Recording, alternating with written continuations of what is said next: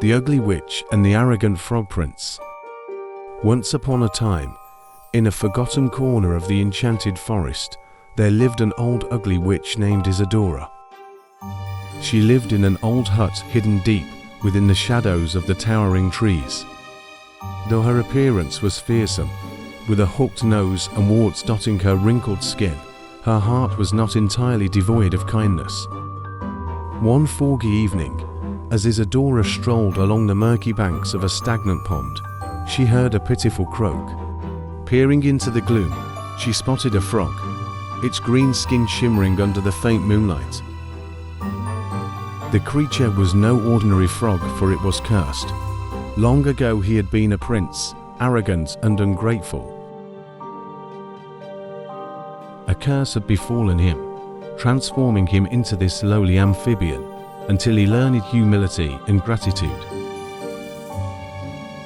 Feeling a pang of sympathy, Isadora approached the frog. "What troubles you, little one?" she asked, her voice crackling like leaves in the wind. The frog explained his plight, his voice filled with bitterness. "I was once a prince, but I was cursed for my insolence. Now I am trapped in this form, unable to break free." Isadora listened intently, her gnarled fingers twitching with curiosity. With a mischievous gleam in her eye, she leaned down and planted a kiss on the frog's slimy forehead. As her lips met his cold skin, a burst of magic enveloped them both, swirling and dancing in the night air. To Isadora's amazement, the frog began to transform.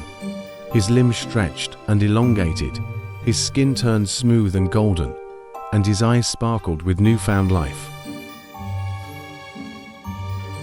Before her stood a handsome prince, tall and regal, his expression filled with wonder.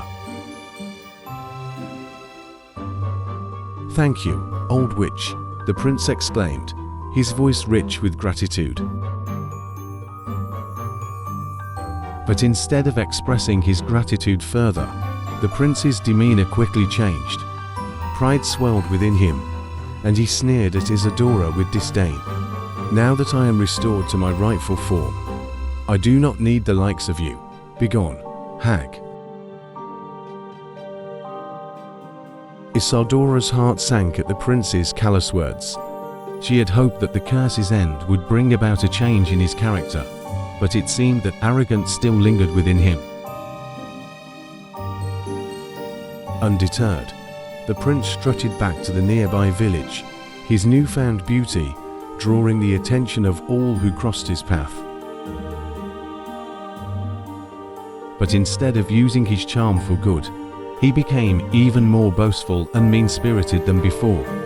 He mocked the villagers, belittling their humble lives and flaunting his wealth and status.